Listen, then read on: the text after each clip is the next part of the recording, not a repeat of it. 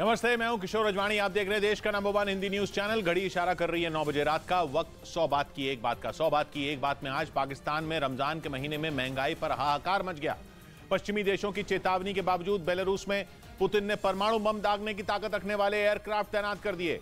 Israel में भारी विरोध के आगे झुकते हुए नेतन्याहू ने न्यायिक सुधार बिल को टाल दिया और भगोड़े अमृतपाल के नेपाल में छिपे होने की आशंका है। ब्रेकिंग न्यूज आ रही है पाकिस्तान से। पाकिस्तान में रमजान के महीने में हाहाकार मचा हुआ है। वहां रमजान के महीने में कमर तोड़ महंगाई से लोग इतने परेशान हो गए हैं कि वो आटे की बोरियां लूट रहे हैं। पाकिस्तान के पेशावर में सरकारी आटे की बोरियों से लदे ट्रक को लोगों ने लूट लिया। बताया गया कि इस दौरान वहां पुलिस भी मौजूद थी, लेकिन भूख से परेशान लोगों ने पुलिस की भी परवाह नहीं की और ट्रक पर लदे आटे की एक एक बोरी को लूट लिया। वहीं दूसरी तरफ पाकिस्तान के पंजाब प्रांत में आटे के लिए मची भगदड़ में 2 महिलाओं की मौत हो गई, जबकि 45 से ज्यादा लोग जख्मी हो गए, क्योंकि रमजान के महीने में भी वहां ऐसे हालात हैं कि आटे की एक बोरी पाने के लिए भी लोग अपनी जान की परवाह तक नहीं कर रहे हैं। सड़कों पर आटे की बोरियों की लूट मच गई है। भूख से बेहाल पाकिस्तान के लोग रमजान के महीने में खाने पीने की चीजों की भारी किल्लत से जूझ रहे हैं, क्योंकि वहां आटा, तेल, दाल समेत ज्यादातर चीजों के दाम आसमान छू रहे हैं, जिसकी वजह से पाकिस्तान के लोगों की रसोई खाली पड़ी। उनके घरों से आटा तक गायब हो गया। इसी वजह से वहां आटे की लूट होने लगी है। आटे की किल्लत से जुड़ा एक वीडियो भी सामने आया, जिसमें सैकड़ों लोग एक ट्रक पर लदी आटे की बोरियां पाने के लिए मारामारी करते दिखाई दिए। ये वीडियो पेशावर का बताया गया, जिसमें कुछ लोग एक सड़क पर खड़े ट्रक पर चढ़कर आटे की बोरियां लूटते नजर आए। ट्रक के चारों तरफ सैकड़ों लोगों की भीड़ दिखाई दी। बताया गया कि ये ट्रक सस्ते दर की आटे की बोरियां लेकर वहां पहुंचा था, लेकिन वहां इतने लोग जमा हो गए कि आटे की बोरियों की लूट मच गई और देखते ही देखते पूरे ट्रक को खाली कर दिया गया। बताया गया कि इस दौरान वहां पुलिस भी मौजूद थी, लेकिन आटे की एक एक बोरी के लिए तरस रहे लोगों के आगे उसकी एक नहीं चली। इसी बीच पाकिस्तान के पंजाब प्रांत से तो और भी दहला देने वाली खबर आई, जहां के साहिवाल शहर में सस्ता आटा पाने के लिए पहुंचे लोग भगदड़ का शिकार हो गए। बताया गया कि रमजान के महीने में पाकिस्तान की सरकार ने वहां के लोगों को सस्ता आटा बांटने के लिए एक कैंप लगाया था, लेकिन वहां जितना आटा बांटने के लिए लाया गया था उससे कई गुना ज्यादा भीड़ जमा हो गई। वहां से आए एक वीडियो में सैकड़ों की संख्या में महिलाएं आटे की बोरियां लेने के लिए जाती दिखी।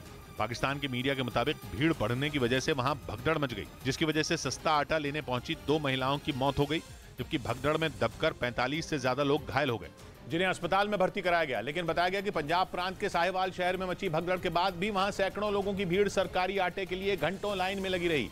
लेकिन जिन लोगों के हाथ सस्ते आटे की बोरियां लग रही हैं, वो शहबाज शरीफ सरकार को ज्यादा कोस रहे हैं, क्योंकि कई दिन लाइन में लगने के बाद उनके हाथ जो लग रहा है उसे देखकर वो खून के आंसू रो रहे हैं, क्योंकि आटे की बोरी खोलने के बाद उसमें या तो सड़ा हुआ आटा मिल रहा है या फिर ऐसा आटा जिसे खाया नहीं जा सकता। ये चोखर है, ये आटा है भी नहीं। हालांकि ये वीडियो पाकिस्तान के किस इलाके का है इसकी जानकारी नहीं मिल पाई, लेकिन बताया जा रहा है कि पाकिस्तान के कई शहरों का यही हाल है। वहाँ शहबाज सरकार रमजान के महीने में सस्ते आटे के नाम पर सड़ा हुआ गेहूं तक बांट रही है। क्या फायदा हमें ऐसे सहूलत देने का कि जो हमने रोजे की हालत में जलीलो ख्वार होना है सबने। इतनी मारामारी के बाद खराब आटा मिलने पर पाकिस्तान के लोग पानी पी पी कर शहबाज शरीफ को कोस रहे हैं और ये कह रहे हैं कि रमजान के महीने में भूख से तड़प रही जनता के जख्मों पर शहबाज शरीफ की सरकार नमक छिड़क रही है, क्योंकि वो सस्ते आटे के नाम पर सड़ा हुआ आटा बांटकर वहां वाहवाही बटोरने में जुटी है, जबकि पाकिस्तान की जनता आटे के साथ साथ खाने पीने की दूसरी चीजों के लिए भी तरस रही है, क्योंकि वहां आटे के साथ साथ दाल, दूध, चावल और फलों की कीमत रिकॉर्ड स्तर पर पहुंच चुकी है। रमजान के महीने में इन चीजों के दामों में लगी आग से रोजा रखने वालों की मुश्किलें भी आसमान छूने लगी हैं। पाकिस्तान की मीडिया के मुताबिक 20 किलो आटे की एक बोरी वहां 2500 पाकिस्तानी रुपए में मिल रही है। इसी तरह 1 किलो दाल 281, जबकि 1 किलो चावल 188 पाकिस्तानी रुपए में आ रहा है, जबकि 1 दर्जन केला 500 तो 1 किलो अंगूर 1600 पाकिस्तानी रुपए में मिल रहे हैं। यही वजह है कि पाकिस्तान में रमजान के महीने में भी हाहाकार मचा है और वहां के लोगों को इस बात का डर सता रहा है कि आने वाले दिनों में हालात और भी बुरे हो सकते हैं। उधर पश्चिमी मीडिया ने दावा किया कि नेटो देश नॉर्वे के पास समंदर में रूस की परमाणु हथियार ले जाने वाली पनडुब्बी पहुंचने से हड़कंप मच गया। यूक्रेन की जंग शुरू होने के बाद से ही नॉर्वे यूरोप के दूसरे देशों के लिए लाइफलाइन बना हुआ है, क्योंकि रूस से गैस की सप्लाई रुकने के बाद नॉर्वे ही यूरोप के दूसरे देशों की गैस की कमी को पूरा कर रहा है और इसी वजह से वो रूस की आंखों में कील की तरह गड़ रहा है। यही नहीं, जंग शुरू होने के बाद से ही नॉर्वे खुलकर यूक्रेन के साथ भी खड़ा है। हाल ही में उसने अपने खतरनाक लेपर्ड टैंकों की एक बड़ी खेप भी यूक्रेन भेजी थी। माना जा रहा है कि नॉर्वे के लिए रूस का गुस्सा इस वजह से भी बढ़ गया और पश्चिमी मीडिया के मुताबिक नॉर्वे को धमकाने के लिए नॉर्थ सी में उसके करीब रूस ने परमाणु पनडुब्बी भेज दी और इसके जरिए उसने नॉर्वे को यह चेतावनी देने की कोशिश की कि उसके गैस के खजाने और समंदर के नीचे बिछे इंटरनेट केबलों पर खतरा मंडरा रहा है। यानी रूस कभी भी नॉर्वे की गैस पाइपलाइनों और इंटरनेट केबलों को निशाना बना सकता है, जो कि सिर्फ नॉर्वे के लिए ही नहीं बल्कि पूरे यूरोप और अमेरिका के लिए एक बड़ी चोट साबित हो सकती है, क्योंकि नॉर्थ सी के किनारे मौजूद नॉर्वे ने समंदर में कुल 8000 किलोमीटर लंबी गैस पाइपलाइनों का जाल बिछा रखा है। इसके साथ ही समंदर के इसी हिस्से में ऐसी इंटरनेट केबल भी बिछाई गई हैं जो नॉर्वे को पूरी दुनिया से जोड़ती हैं। पश्चिमी मीडिया के मुताबिक यूक्रेन की जंग के बाद से नॉर्वे यूरोप की गैस की कुल जरूरत का 40% हिस्सा अकेले सप्लाई कर रहा है। इसी वजह से वो रूस के निशाने पर आ गया है, जिसके बाद रूस ने नॉर्वे के करीब अपनी परमाणु पनडुब्बी भेज दी ताकि वो इस नेटो देश को डरा सके, क्योंकि रूस की ये पनडुब्बी दुनिया की सबसे खतरनाक पनडुब्बियों में एक मानी जाती है, जिसका किसी इलाके में पहुंचने का मतलब ये होता है कि वहां कभी भी तबाही मचाई जा सकती है। क्योंकि नॉर्थ सी में देखी गई रूसी पनडुब्बी में परमाणु हथियार ले जाने वाली 16 बैलिस्टिक मिसाइलें एक साथ लोड की जा सकती हैं, और इसी बात ने नेटो के साथ साथ अमेरिका की भी चिंता बढ़ा दी। हालांकि नॉर्वे ने भी दावा किया कि वो रूस से निपटने के लिए पूरी तरह तैयार है, क्योंकि पिछले हफ्ते ही रूस के बढ़ते हुए खतरे से पार पाने के लिए नेटो के कई देशों ने नॉर्वे में सुरक्षा बढ़ाने का फैसला किया। ब्रिटेन ने तो अपने मरीन कमांडो का एक बेस ही नॉर्वे में बना दिया, जबकि जर्मनी, हॉलैंड और स्पेन ने भी अपने 3 जंगी जहाज निगरानी के लिए तैनात कर दिए थे। इधर दिल्ली के जामिया इलाके में साल 2019 में हुई हिंसा के मामले में दिल्ली हाई कोर्ट से शर्जील इमाम को झटका लगा। हाई कोर्ट ने 11 में 9 आरोपियों के खिलाफ आरोप तय करने का आदेश दे दिया, जिसमें शर्जील इमाम और सफूरा जरगर का नाम भी शामिल है, जबकि साकेत कोर्ट ने इस मामले में सभी आरोपियों को बरी कर दिया था, जिनके खिलाफ दायर की गई याचिका पर सुनवाई करते हुए दिल्ली हाई कोर्ट ने 9 लोगों पर दंगा करने समेत कई धाराओं के तहत आरोप तय किए और 2 लोगों मोहम्मद अबूजर और मोहम्मद शोएब को आरोप मुक्त कर दिया।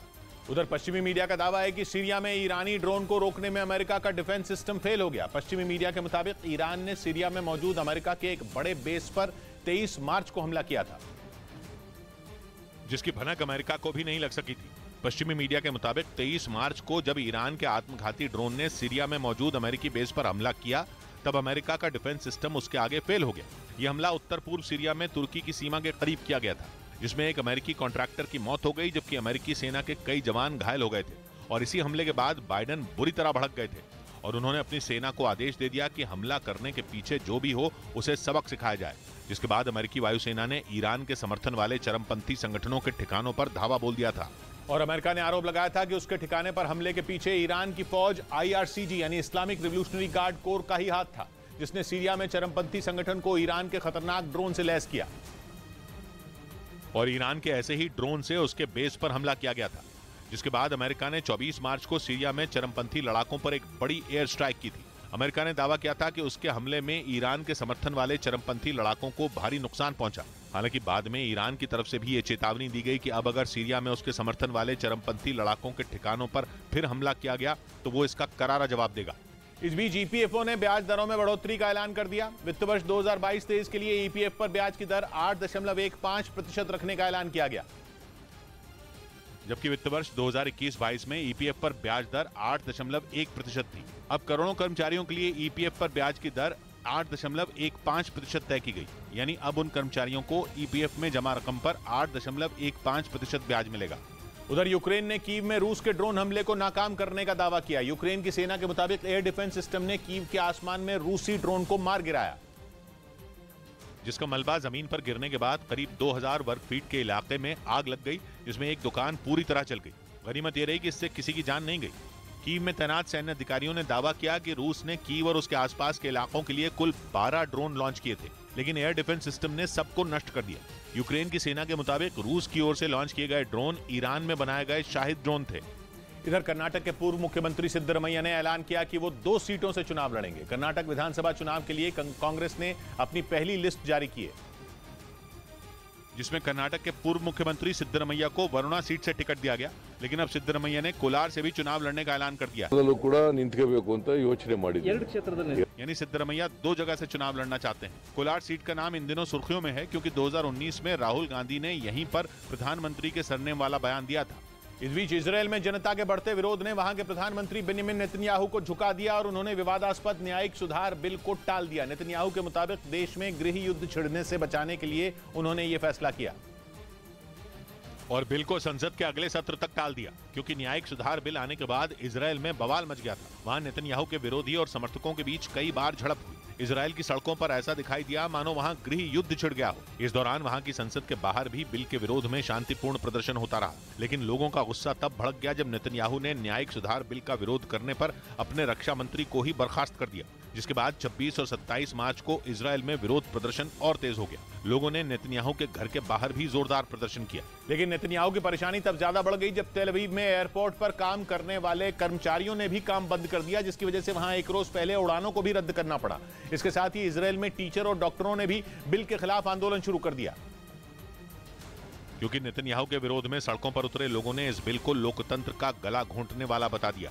वहां लोगों ने आरोप लगाया कि नेतन्याहू भ्रष्टाचार के केस से बचने के लिए ऐसा कर रहे हैं, क्योंकि न्यायिक सुधार बिल के आने के बाद इजरायली संसद को सुप्रीम कोर्ट के फैसलों को पलटने का अधिकार मिल जाता। साथ ही सरकार को जजों की नियुक्ति में दखल देने की ताकत भी होती। इसी वजह से इजराइल में बड़े पैमाने पर इस बिल का विरोध शुरू हो गया, जिसके बाद नेतन्याहू को झुकना पड़ा। इजराइल में संसद का अगला सत्र अप्रैल में शुरू होगा। माना जा रहा है कि तब बेंजामिन नेतन्याहू न्यायिक सुधार बिल को पास कराने में अपना पूरा जोर लगा देंगे। उधर ट्विटर के सीईओ एलॉन मस्क ने ऐलान किया कि 15 अप्रैल के बाद ट्विटर पर किसी वोटिंग में हिस्सा लेने के लिए अकाउंट का वेरीफाइड होना जरूरी होगा। ट्विटर अकाउंट को वेरीफाइड करने के लिए एलॉन मस्क पहले ही ब्लू टिक सेवा को लॉन्च कर चुके हैं, जिसके लिए 1 अप्रैल से लोगों को हर महीने पैसे चुकाने होंगे। एलॉन मस्क के नए ऐलान के बाद सिर्फ वेरीफाइड अकाउंट वाले लोग ही ट्विटर के किसी पोल में हिस्सा ले पाएंगे। 15 अप्रैल के बाद बिना ब्लू टिक वाले किसी भी अकाउंट को वोटिंग में हिस्सा लेने का अधिकार ट्विटर पर नहीं दिया जाएगा। इधर उत्तर कोरिया के मीडिया ने दावा किया कि किम जोंग उन परमाणु हथियारों को बढ़ाने की तैयारी में जुट गए। बताया गया कि उत्तर कोरिया और शक्तिशाली परमाणु हथियार बनाएगा, ताकि दुश्मन देश उसकी तरफ आंख उठाकर देखने की भी हिम्मत न कर पाए। असल में बीते कुछ महीनों में उत्तर कोरिया और अमेरिका के बीच तनाव काफी ज्यादा बढ़ा है, क्योंकि लगातार अमेरिका उसके दुश्मन देश दक्षिण कोरिया का साथ दे रहा है। उत्तर कोरिया के मीडिया के मुताबिक इसीलिए किम जोंग उन ने ताकतवर परमाणु हथियारों को बढ़ाने का फैसला लिया। ऐसे हथियार जो भीषण तबाही मचा सकें, दुश्मन का नामो निशान मिटा दें। दावा किया गया कि इसी कड़ी में उत्तर कोरिया ने पानी के नीचे परमाणु हमले करने की ताकत रखने वाले एक ड्रोन का सफल परीक्षण किया। इतना ही नहीं, बताया गया कि उत्तर कोरिया की सेना ने परमाणु हथियारों से हमले करने का भी अभ्यास किया। इस बीच प्रशांत महासागर में बसे सोलोमन आइलैंड्स में भूकंप के झटके महसूस किए गए। रिक्टर स्केल पर वहां आए भूकंप की तीव्रता 6 मापी गई, जिसकी वजह से सोलोमन आइलैंड्स के लोग दहशत में आ गए। भूकंप के झटके सोलोमन आइलैंड्स की राजधानी होनियारा में महसूस किए गए। भूकंप जमीन के नीचे करीब 95 किलोमीटर की गहराई पर आया। सोलोमन आइलैंड्स में भूकंप की वजह से नुकसान की कोई खबर सामने नहीं आई। उधर भूकंप के तेज झटकों से जापान की धरती कांप गई। वहां रिक्टर स्केल पर भूकंप की तीव्रता 6.1 मापी गई, जिससे जापान का दूसरा सबसे बड़ा द्वीप होकाइदो दहल गया। होकाइदो में जमीन के नीचे 20 किलोमीटर की गहराई में भूकंप आया, जिससे लोग दहशत में आ गए। जापान में एक हफ्ते के अंदर दूसरी बार भूकंप के झटके महसूस किए गए हैं। इस बीच ब्रिटेन का दावा है कि यूक्रेन जंग में रूस को ईरान से खतरनाक ड्रोन की लगातार सप्लाई की जा रही है, जबकि ईरान इस बात से हमेशा इनकार करता है कि उसने युद्ध शुरू होने के बाद रूस को अपने जंगी ड्रोन दिए। लेकिन ब्रिटेन का दावा है कि यूक्रेन में एक बार फिर ईरान के शाहिद 136 समेत दूसरे कुछ ड्रोन दिखने लगे हैं। इससे पहले यह खबर सामने आई थी कि ईरान ने जितने ड्रोन रूस को दिए थे वो यूक्रेन में तबाह हो चुके हैं, यानी पुतिन की सेना के पास ईरान का कोई ड्रोन नहीं बचा। इस बीच ब्रिटेन का कहना है कि कई दिनों तक दूसरे हथियारों से हमला करने के बाद एक बार फिर रूसी सैनिक ईरान के ड्रोन से यूक्रेन में तबाही मचा रहे हैं, जिसका सीधा मतलब है कि रूसी सेना को ईरान से ड्रोन की सप्लाई जारी है। जबकि अमेरिका समेत यूरोप के कई देशों के प्रतिबंधों की मार झेल रहा ईरान इससे इनकार करता है। इधर कोलकाता के पास दमदम में बीजेपी कार्यकर्ताओं ने नौकरियों में धांधली के आरोप पर हंगामा कर दिया। सैकड़ों की संख्या में पार्टी के कार्यकर्ताओं ने नगर निगम के ऑफिस पर धावा बोल दिया और जमकर नारेबाजी की। इस दौरान विरोध प्रदर्शन कर रहे बीजेपी कार्यकर्ता वहां मौजूद पुलिस कर्मियों से भिड़ गए। इस प्रदर्शन में कई महिला कार्यकर्ता भी शामिल रहीं, जिनके साथ हल्की धक्का मुक्की हुई। इसके बाद कई कार्यकर्ता नगर निगम के ऑफिस के अंदर दाखिल हो गए, जहां पुलिस के साथ नगर निगम के कर्मचारियों ने उन्हें रोकने की कोशिश की, लेकिन बीजेपी कार्यकर्ता लगातार नारेबाजी करते दिखे। बीजेपी कार्यकर्ताओं का आरोप है कि दमदम नगर निगम में फर्जी तरीके से कुछ लोगों को नौकरी दी गई, जिससे नाराज कार्यकर्ताओं ने हाथों में झंडे और पोस्टर लेकर प्रदर्शन किया। बाद में पुलिस ने कई प्रदर्शनकारियों को हिरासत में ले लिया। उधर दिल्ली हाईकोर्ट ने उद्धव ठाकरे, उनके बेटे आदित्य ठाकरे और राज्यसभा सांसद संजय राउत को समन्स भेजे। तीनों पर शिंदे गुट के नेता राहुल शिवाले ने मानहानि का केस किया, क्योंकि संजय राउत और उद्धव गुट ने आरोप लगाया था कि शिंदे गुट ने 2000 करोड़ रुपए देकर शिवसेना का चुनाव चिन्ह खरीदा। कुछ दिन पहले चुनाव आयोग ने एकनाथ शिंदे गुट को शिवसेना और उसका चुनाव चिन्ह सौंपा था, जिसके बाद उद्धव गुट ने खरीद फरोख्त का इल्जाम लगाया था। इस बीच अमेरिका के टेनेसी राज्य में एक स्कूल में हुई गोलीबारी में 7 लोगों की मौत हो गई, जबकि कई लोग घायल भी हो गए, क्योंकि हमलावर ने स्कूल में घुसकर बच्चों और टीचरों पर ताबड़तोड़ गोलियां बरसाईं। इस घटना का एक वीडियो भी सामने आया, जिसमें वो स्कूल के बाहर लगे शीशे के दरवाजे को तोड़ने के लिए उस पर गोलियां बरसाती नजर आई। दरवाजे के टूटते ही वो बंदूक के साथ अंदर घुसी और अलग अलग क्लासरूम में जाकर ताबड़तोड़ गोलियां चलाईं। घटना की जानकारी मिलने पर पुलिस पहुंच गई, जिसके बाद बच्चों को सुरक्षित स्कूल से बाहर निकाल लिया गया। इस गोलीबारी में 3 बच्चों समेत 7 लोगों की मौत हो गई, जिस पर वहां के राष्ट्रपति जो बाइडेन ने भी शोक जताया। टेनेसी राज्य में हुई इस फायरिंग की घटना के बाद लोग दहशत में आ गए। हालांकि पुलिस ने हमलावर को ढेर कर दिया। इधर बिहार के कई इलाकों में आंधी और बारिश की चेतावनी जारी कर दी गई। इसके साथ ही मौसम विभाग ने लोगों को अलर्ट कर दिया और बताया कि 30 मार्च से 1 अप्रैल तक बिहार के कई इलाकों में आंधी और बारिश के साथ ओले गिरने की भी संभावना है। ऐसे में लोगों से अपील की गई कि खराब मौसम के दौरान वो घर से बाहर निकलने से बचें।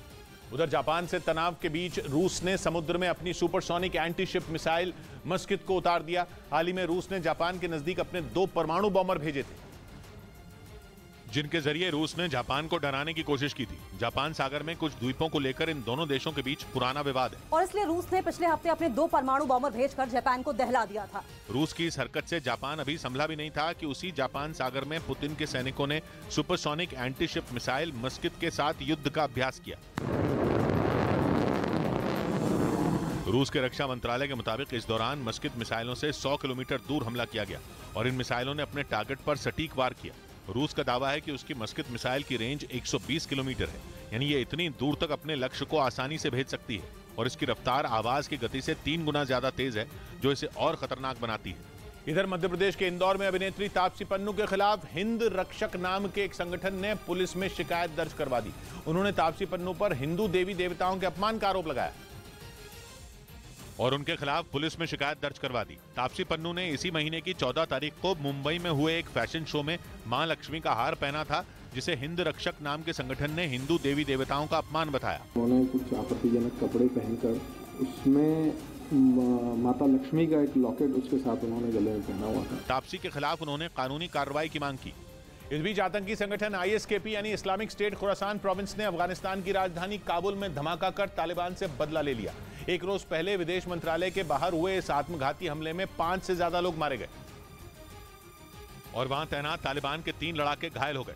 इस आत्मघाती हमले की वजह से पूरा काबुल शहर दहल गया। बाद में इस हमले की जिम्मेदारी आतंकी संगठन ISKP ने ली। बाकायदा ISKP ने एक बयान भी जारी किया, जिसमें उसने ये दावा किया कि अब्दुल हमीद खुरासानी नाम के उसके आतंकी ने विदेश मंत्रालय की सुरक्षा को चकमा देकर आत्मघाती हमला किया है। आतंकी संगठन ISKP ने यह भी ऐलान किया कि उसका यह हमला तालिबान पर जवाबी हमला है, क्योंकि कुछ रोज पहले तालिबान ने उसके 3 बड़े कमांडरों को मार गिराया था। असल में ISKP अफगानिस्तान में तालिबान को चुनौती देने में जुटा है, जिसके लिए वो लगातार तालिबान के लड़ाकों को निशाना बना रहा है और इसी वजह से तालिबान ने पिछले कई महीनों से ISKP के खिलाफ अभियान छेड़ रखा है। कुछ रोज पहले तालिबान ने बल्ख प्रांत में इस आतंकी संगठन के खिलाफ एक ऑपरेशन चलाकर उसके 3 बड़े कमांडरों को ढेर कर दिया था। तालिबान ने दावा किया कि इस ऑपरेशन में ISKP के दूसरे नंबर का कमांडर जियाउद्दीन उर्फ मौलवी मोहम्मद भी मारा गया और माना जा रहा है कि तालिबान की इस कार्रवाई के बाद ही ISKP ने उनसे बदला लेने के लिए काबुल में अफगानिस्तान के विदेश मंत्रालय के बाहर आत्मघाती हमला कर दिया। दावा यह भी किया जा रहा है कि आने वाले दिनों में ISKP तालिबान के बड़े नेताओं को निशाना बना सकता है। उधर सऊदी अरब के असीर प्रांत में एक बस हादसे में 20 लोगों की मौत हो गई। सऊदी अरब की मीडिया के मुताबिक बस के ब्रेक फेल होने की वजह से वो पुल से टकरा गई और पलट गई। पुल से टकराने की वजह से उसमें भीषण आग लग गई और पलक झपकते ही पूरी बस आग का गोला बन गई, जिसमें झुलसकर 20 लोगों की मौत हो गई, जबकि 29 लोग घायल बताए गए। सऊदी अरब की मीडिया के मुताबिक असीर प्रांत में इस हादसे का शिकार हुए सभी लोग उम्रा के लिए मक्का जा रहे थे। इस बीच यूक्रेन ने यह दावा किया कि रूस से बेदखल होने की स्थिति में पुतिन चीन भाग सकते हैं, जिसके लिए उन्होंने भी शी जिनपिंग से अपनी सुरक्षा की गारंटी मांगी है। मतलब पुतिन को इस बात का डर सता रहा है कि यूक्रेन जंग की वजह से कभी भी उनका तख्ता पलट हो सकता है, क्योंकि पश्चिमी मीडिया का कहना है कि यूक्रेन पर हमला करने की वजह से पुतिन के करीबी ही उनके खिलाफ हो चुके हैं। रूस के अंदर विरोध की आवाज उठने लगी है। कुछ महीने पहले पश्चिमी मीडिया ने यह दावा किया था कि युद्ध खत्म करने के लिए पुतिन की हत्या की साजिश रची जा रही है। मतलब रूस में पुतिन के अपने ही उनके खून के प्यासे हो गए हैं। पश्चिमी मीडिया का कहना है कि पुतिन को यह डर सता रहा है कि अगर उनके हाथ से सत्ता चली गई तो फिर उनका क्या होगा। यूक्रेन के आंतरिक मामलों के मंत्री के सलाहकार एंटोन गेराशेंको ने दावा किया कि इसी डर से पुतिन ने रूस से बेदखल होने की स्थिति में चीन से सुरक्षा की गारंटी मांगी है। मतलब यह कि रूस में तख्ता पलट होने के बाद पश्चिमी देशों से बचने के लिए पुतिन चीन की शरण में जा सकते हैं। पिछले हफ्ते ही युद्ध अपराध के मामले में इंटरनेशनल क्रिमिनल कोर्ट ने पुतिन के खिलाफ गिरफ्तारी वारंट जारी किया था, जिसमें पुतिन पर यूक्रेन से हजारों बच्चों का अपहरण कर उन्हें रूस ले जाने का आरोप लगा था। मतलब ये कि आरोप है कि वो सीधे सीधे बच्चों के अपहरण में शामिल हैं। पश्चिमी मीडिया का दावा है कि इसी वजह से पुतिन को अपनी गिरफ्तारी का भी डर सता रहा है। इसलिए शी जिनपिंग जब पिछले हफ्ते मॉस्को आए थे तो पुतिन ने उनसे बातचीत के दौरान अपनी सुरक्षा की गारंटी मांगी थी। एंटोन गेराशेंको का कहना है कि शी जिनपिंग के साथ हुई उस बैठक में पुतिन ने अपनी सुरक्षा पर सबसे ज्यादा जोर दिया था और दावा किया जा रहा है कि चीन में पुतिन को शरण देने के लिए शी जिनपिंग तैयार भी हो गए और उन्होंने पुतिन को यह भरोसा दिया कि अगर रूस में उनके खिलाफ बगावत हुई तो वो अपने देश में उन्हें पूरी सुरक्षा देंगे। मतलब पुतिन ये समझ चुके हैं कि आने वाले दिनों में उनके हाथ से सत्ता छिन सकती है, जिसकी आशंका ज़ेलेंस्की भी कई बार जता चुके हैं, क्योंकि उनका दावा है कि पिछले 13 महीनों से जारी इस जंग में रूस के लाखों सैनिक मारे जा चुके हैं। आर्थिक प्रतिबंधों की वजह से रूसी अर्थव्यवस्था की कमर टूट चुकी है, जिसकी वजह से पुतिन के फैसलों पर सवाल उठने लगे हैं। कुछ रोज पहले भी ये खबर आई थी कि वैगनर ग्रुप के मुखिया येवगेनी प्रिगोजिन और रमजान कादिरोव भी उनसे नाराज हो चुके हैं। और तो और रूस के कई शहरों में पुतिन के खिलाफ प्रदर्शन भी शुरू हो गए हैं। इसी वजह से पश्चिमी मीडिया ये दावा कर रहा है कि रूस में पुतिन का कभी भी तख्ता पलट हो सकता है और ऐसा होने पर अमेरिका और दूसरे नेटो देशों से बचने के लिए पुतिन चीन भाग सकते हैं। इधर महाराष्ट्र के पुणे में भारतीय क्रिकेट खिलाड़ी केदार जाधव के पिता महादेव जाधव को पुलिस ने ढूंढ निकाला। जानकारी के मुताबिक केदार जाधव के पिता पुणे के कोथरूड इलाके से लापता हो गए थे, जिसकी शिकायत मिलने के बाद पुलिस ने पूरे इलाके में सर्च ऑपरेशन चलाया और महज 4 घंटे में केदार जाधव के पिता महादेव जाधव को खोज निकाला। बताया गया कि वो सुबह टहलने के लिए घर से निकले थे। उधर उमेश पाल अपहरण केस में गैंगस्टर अतीक अहमद समेत 3 दोषियों को उम्र कैद की सजा सुना दी गई। इससे पहले प्रयागराज की एमपी एमएलए कोर्ट ने इस मामले में इन तीनों को दोषी करार दिया, जबकि अतीक अहमद के भाई अशरफ समेत 7 आरोपियों को बरी कर दिया। लेकिन प्रयागराज की एमपी एमएलए कोर्ट ने दोषी अतीक अहमद, हनीफ और दिनेश को इस मामले में उम्र कैद की सजा सुनाई। इसके साथ ही कोर्ट ने तीनों पर 1-1 लाख रुपए का जुर्माना भी लगाया। ये मामला 28 फरवरी 2006 को उमेश पाल के अपहरण से जुड़ा है, जो बीएसपी विधायक राजू पाल की हत्या का मुख्य गवाह था। राजू पाल की हत्या 5 जनवरी 2005 को हुई थी और कोर्ट का यह फैसला इसलिए भी काफी अहम माना जा रहा है क्योंकि पिछले महीने की 24 तारीख को प्रयागराज में उमेश पाल की गोली मारकर हत्या कर दी गई। उस मामले में अतीक अहमद, उसका भाई अशरफ और बेटा असद समेत 9 लोग आरोपी हैं।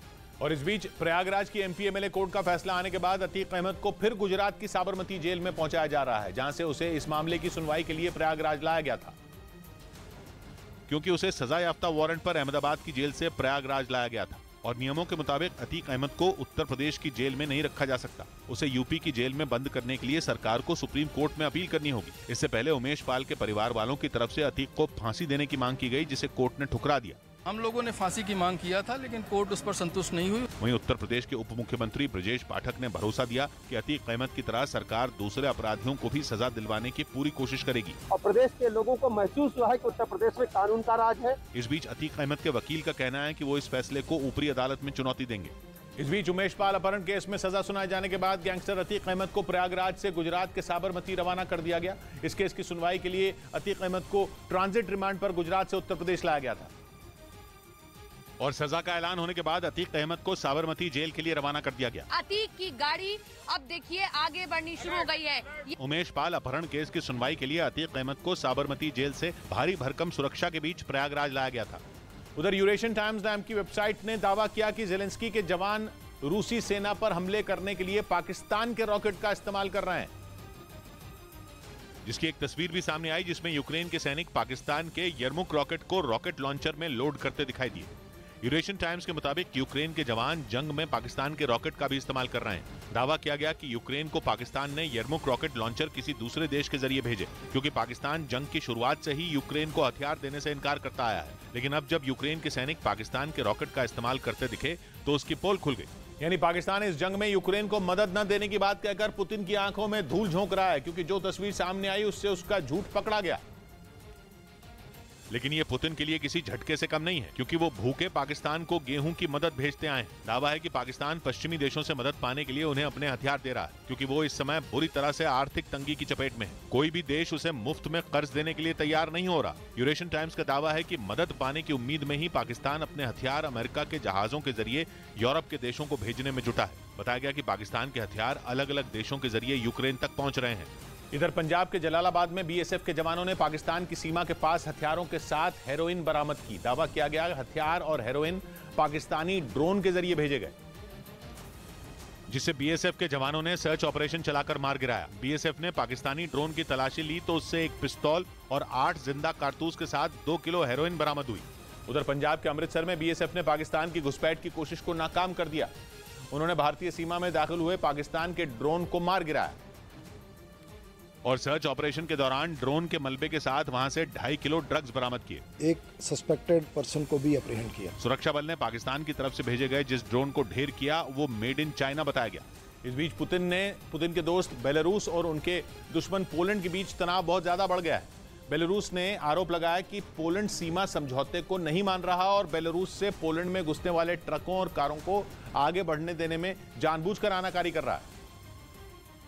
इसलिए बेलारूस राशन पानी लेकर पोलैंड पर बरस पड़ा। बेलारूस ने दावा किया कि बीते शुक्रवार से उसके और पोलैंड के बॉर्डर पर गाड़ियों की कतार बढ़ती जा रही है। उसने आरोप लगाया कि पोलैंड के रवैये की वजह से यह हाल हो गया है कि दोनों देशों के बीच चालू इकलौती बॉर्डर क्रॉसिंग पर अब 1000 गाड़ियां खड़ी हुई हैं।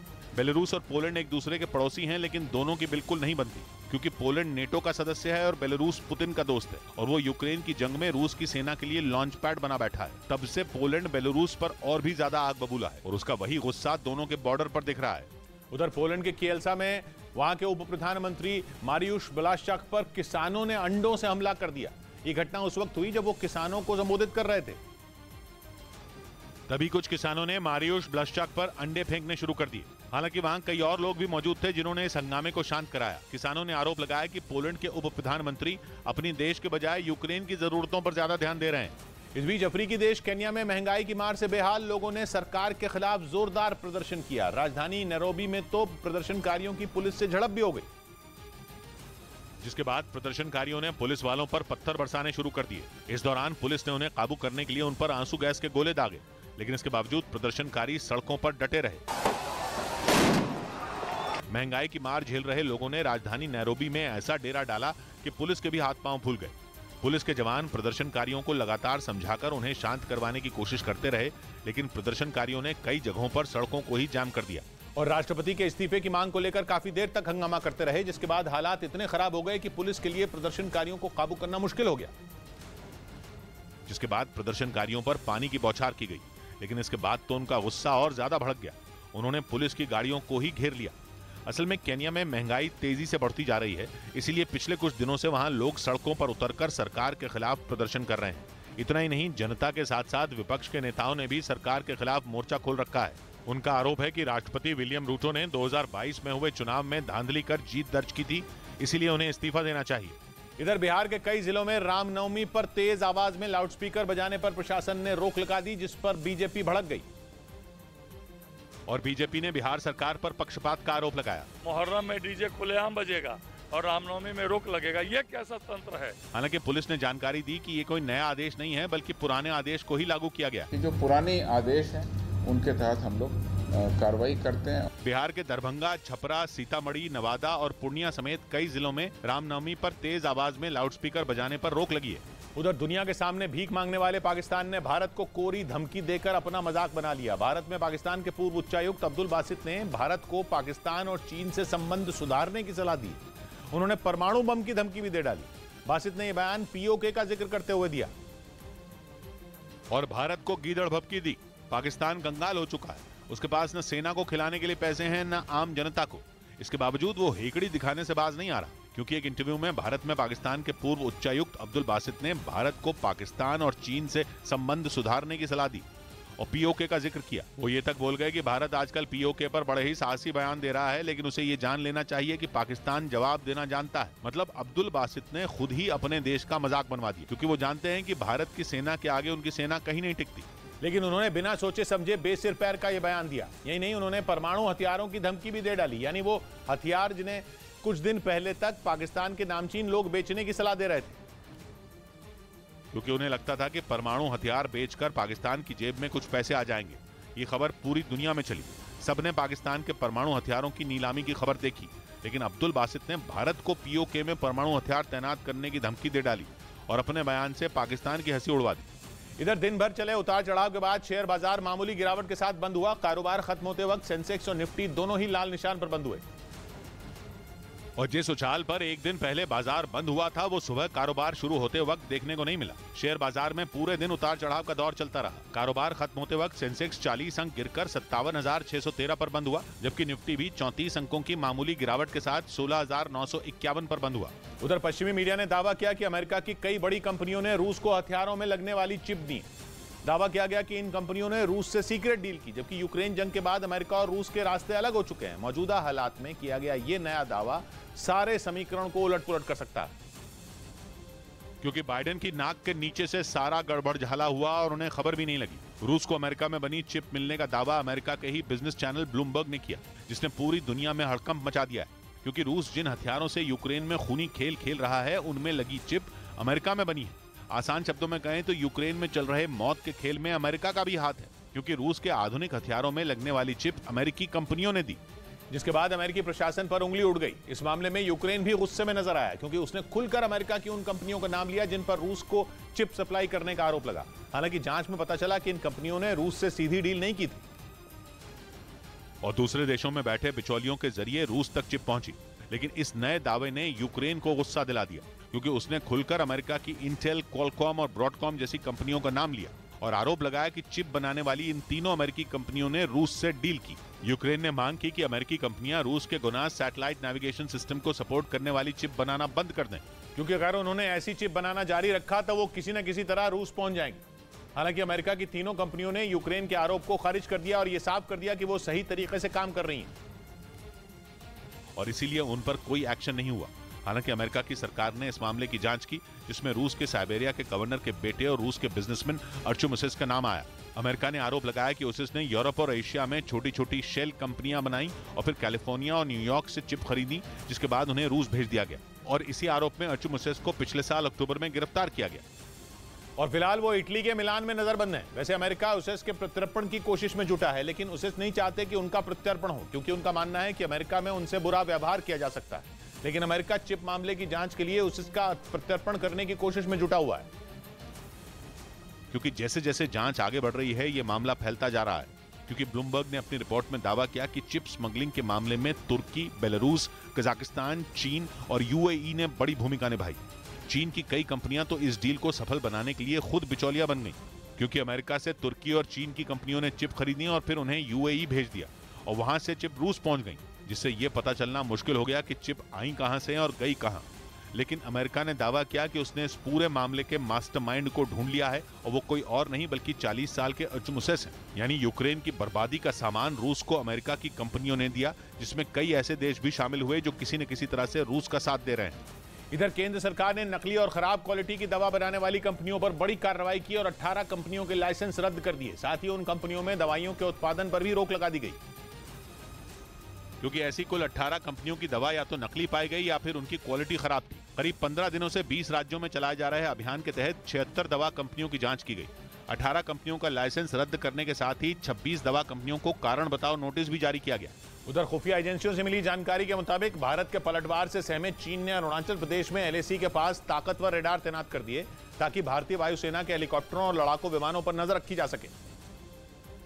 क्योंकि पिछले साल दिसंबर में अरुणाचल प्रदेश के तवांग में हुई झड़प के बाद चीन ये जान चुका है कि उसकी सेना भारत के जवानों के आगे टिक नहीं पाएगी। एलएसी पर हुए उस संघर्ष के बाद वायुसेना ने वहां एक सैन्य अभ्यास भी किया था, जिससे चीन के होश उड़ गए थे। इसी वजह से चीन ने एलएसी पर अपनी ताकत बढ़ानी शुरू की और उसने भारतीय वायुसेना पर नजर रखने के लिए एलएसी के पास एक रेडार स्टेशन शुरू किया। खुफिया एजेंसियों के मुताबिक उस स्टेशन में चीन ने रेडोम रेडार लगाया है, जो हर मौसम में पूरी ताकत से काम कर सकता है। खुफिया एजेंसियों का कहना है कि 2 साल पहले चीन लद्दाख में भी एलएसी के पास ये रेडार तैनात कर चुका है। इस बीच मध्य प्रदेश के मंडला में दिल दहला देने वाला एक हादसा हुआ, जब सड़क पर चलते एक ट्रक का अचानक ब्रेक फेल हो गया, फिर तो वो मौत बनकर दौड़ने लगा और दर्जनों गाड़ियों को रौंदते हुए आगे बढ़ गया। सड़क किनारे जितनी भी गाड़ियां खड़ी थीं, सबको टक्कर मारते हुए और घसीटते हुए ट्रक करीब आधा किलोमीटर तक चलता रहा। टक्कर के बाद सेना की एक गाड़ी उछलते हुए डिवाइडर पर जा गिरी। इसके अलावा ट्रक ने करीब 25 से 30 ऑटो और मोटरसाइकिल को रौंद दिया, जिसमें कई लोग गंभीर रूप से जख्मी हो गए। 15-20 लोगों को बहुत ज्यादा चोट आई है और फिर मैं बेहोश हो गया था। मेरे ट्रक लकड़ी लेकर छत्तीसगढ़ की राजधानी रायपुर से मंडला शहर जा रहा था, जिसके ड्राइवर को पुलिस ने गिरफ्तार कर लिया। लेकिन हादसे के बाद गुस्साए लोगों ने करीब 2 घंटे तक हाईवे को बंद कर दिया। प्रशासन के काफी समझाने के बाद मामला शांत हो सका। उधर जर्मनी में बढ़ती महंगाई पर ऐसा बवाल हुआ कि यूरोप की सबसे बड़ी अर्थव्यवस्था में 3 दशक की सबसे बड़ी हड़ताल हो गई। वहां उड़ानों, ट्रेनों और बसों पर ब्रेक लग गया। जर्मनी की 2 बड़ी यूनियनों का कहना है कि कर्मचारियों का वेतन 10.5 से 12% तक बढ़ाया जाए। अपनी इसी मांग को मनवाने के लिए उससे जुड़े 3 लाख कर्मचारी एक दिन की हड़ताल पर चले गए। और जर्मनी का पूरा ट्रांसपोर्ट नेटवर्क ठप हो गया। रेलवे स्टेशन, एयरपोर्ट और बस स्टेशन सब वीरान दिखे। सामने आई एक तस्वीर में एक एयरपोर्ट तो एकदम भुतहा नजर आया। एक भी इंसान वहां नहीं दिखा, न यात्री वहां थे और न कर्मचारी। और होते भी क्यों, सभी उड़ानें तो रद्द थी। वहीं एक दूसरे एयरपोर्ट पर हड़ताल करने वाली यूनियन से जुड़े कर्मचारी झंडे लेकर सीटी बजाते दिखे। रेलवे स्टेशनों का हाल भी एयरपोर्टों जैसा दिखा। ट्रेन पकड़ने पहुंचे लोग हड़ताल खत्म होने के इंतजार में स्टेशन पर ही सोते नजर आए। इधर महाराष्ट्र के डिप्टी सीएम देवेंद्र फडणवीस के घर पर बम होने की फर्जी सूचना देने वाले को पुलिस ने पकड़ लिया। आरोप है कि उसने नागपुर पुलिस के कंट्रोल रूम में रात 2 बजे फोन किया था और सूचना दी थी कि देवेंद्र फडणवीस के नागपुर वाले घर के बाहर बम है, जिसके बाद हड़कंप मच गया। बम निरोधक दस्ते के साथ पुलिस वहां तलाशी के लिए पहुंची, लेकिन जांच पड़ताल के दौरान बम की सूचना गलत निकली। उसके बाद पुलिस ने कॉल करने वाले का पता लगाकर उसे पकड़ लिया। उधर पश्चिमी मीडिया ने दावा किया कि रूस और ईरान के बीच खतरनाक डील हुई है, जिसके तहत रूस ईरान को साइबर हथियार दे रहा है। यानी रूस ने ईरान को ऐसा सॉफ्टवेयर दिया जो इंटरनेट की स्पीड कम कर सकता है, लोगों का फोन हैक कर सकता है और विरोधियों का डेटा चुरा सकता है। मतलब रूस ईरान को नए जमाने की जंग में इस्तेमाल होने वाले हथियार दे रहा, जो किसी मिसाइल या बम की तरह ही खतरनाक है और एक वक्त में एक पूरे इलाके को ठप कर सकते हैं। फर्क बस इतना होगा कि इस हथियार से हमला होने पर ना धुआं उठेगा और ना धमाका होगा, क्योंकि रूस ईरान को साइबर हथियार दे रहा है, जिसके लिए दोनों देश 2 साल पहले ही डील कर चुके हैं। पश्चिमी मीडिया ने दावा किया कि यह डील रूस ने ईरान के आत्मघाती ड्रोन के बदले की और उसकी टेलीकम्युनिकेशंस कंपनी प्रोचई लिमिटेड ने ईरान की टेलीकम्युनिकेशंस कंपनी आरियानटेल को इंटरनेट सेंसरशिप सॉफ्टवेयर देने शुरू कर दिए, जिसके जरिए ये तय किया जा सकता है कि लोग क्या देखेंगे और क्या नहीं। और इसी तरह के सॉफ्टवेयर को साइबर हथियार बोला जाता है, जिनकी मदद से साइबर युद्ध तक हो सकता है, जिसमें कोई देश दूसरे देश का जरूरी डेटा चुरा सकता है, इंटरनेट के जरिए गलत अफवाह फैला सकता है और दुश्मन देश के दिमाग से खेल सकता है।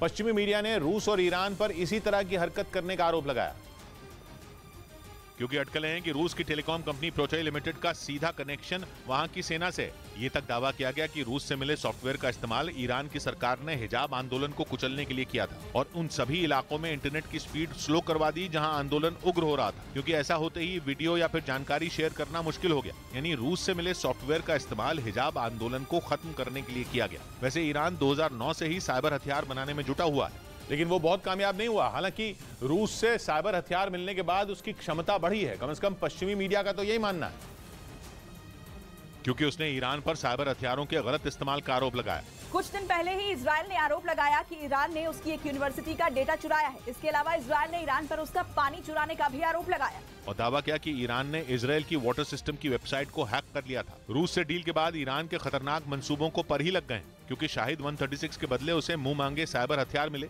पश्चिमी मीडिया को डर है कि इन हथियारों से ईरान साइबर वॉर छेड़ सकता है, मतलब एक ऐसी जंग होगी जो इंटरनेट से लड़ी जाएगी। इस बीच यूक्रेन से स्वदेश लौटे मेडिकल छात्रों को डिग्री हासिल करने का मौका दिया जाएगा। सुप्रीम कोर्ट में दायर इन मेडिकल छात्रों की याचिका पर सुनवाई के दौरान केंद्र सरकार ने यह जानकारी कोर्ट में दी, जिसमें उन्होंने बताया कि केंद्र सरकार यूक्रेन से जान बचाकर लौटे मेडिकल छात्रों को फाइनल एग्जाम देने का मौका देगी। हालांकि उन्हें डिग्री हासिल करने का एक ही मौका दिया जाएगा, जिसके लिए उन छात्रों को बिना रजिस्ट्रेशन के ही एमबीबीएस के फाइनल ईयर में एडमिशन मिलेगा। उधर स्पेन के मोंटाना इलाके में जंगलों में लगी आग रिहायशी इलाकों तक पहुंच गई। बीते 5 दिन से इसे काबू करने की कोशिश जारी है, लेकिन दमकल कर्मियों को कोई कामयाबी नहीं मिली, क्योंकि हवा की वजह से आग बेहद तेजी से फैल गई, जिसने देखते ही देखते जंगल के एक बहुत बड़े हिस्से को अपनी चपेट में ले लिया। आग से धधकते जंगल और काले धुएं का गुबार कई किलोमीटर दूर तक नजर आया। जंगल में लगी आग को बुझाने के लिए हेलीकॉप्टर को भी लगाया गया, लेकिन पेड़ों के सूखे पत्तों ने इस आग में घी का काम किया। बीते 5 दिनों से स्पेन के मोंटाना इलाके के जंगल जल रहे हैं, जिन्हें कई बचाव कर्मी अपनी जान पर खेलकर बुझाते दिखे, लेकिन लपटों के आगे सभी बेबस नजर आए। वहीं जंगल के पास बसे 3 गांव के लोगों ने भागकर किसी तरह अपनी जान बचाई। बताया गया कि इस आग की वजह से 1500 लोग बेघर हो गए। इस बीच जर्मनी और ब्रिटेन ने यूक्रेन से किया हुआ अपना वादा पूरा किया। दोनों देशों ने एक साथ ज़ेलेंस्की की सेना के लिए टैंकों की खेप भेज दी ताकि रूस के खिलाफ यूक्रेन और मजबूती से लड़ सके। ब्रिटेन की ओर से चैलेंजर 2 टैंक जबकि जर्मनी की तरफ से 18 लेपर्ड 2 टैंक भेजे गए, जिसकी जानकारी जर्मनी के चांसलर ओलाफ शोल्ज ने एक प्रेस कॉन्फ्रेंस के दौरान दी। Deutschland und die Niederlande haben gemeinsam Panzerhaubitzen und टैंकों की खेप रवाना करने से पहले जर्मनी ने यूक्रेन के सैनिकों को इन्हें चलाने की ट्रेनिंग भी दी, जो करीब 1.5 महीने चली थी।